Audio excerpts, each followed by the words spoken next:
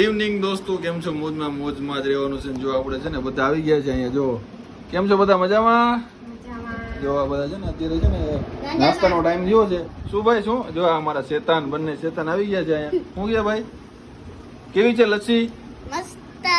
અમારો આડો ચાલે, આપણે ફૂડ સેટ છે. હા, હવે હું કેતો તો, હું કે બાબુને ફૂડ સેટ નથી દેવાનું, એને ડાયાબિટીસ છે. નહીં, હું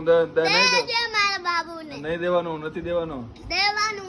અરે તને પડી જશે એક પજરી પાક આમ.